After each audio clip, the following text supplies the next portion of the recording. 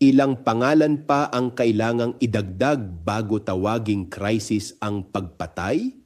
Nagluksa ang komunidad ng University of the Philippines para sa Negros 19, lalo na ang mga kaibigan ni na Alisa at Maureen. Ngunit higit sa pagluluksa, malinaw din ang kanilang panawagan, hustisya.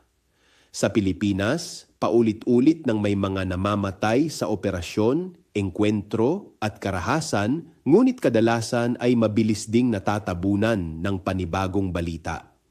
Habang may mga nawawalan ng anak, kaibigan at kasama sa laban, tila normal na lamang sa ilan ang ganitong mga trahedya.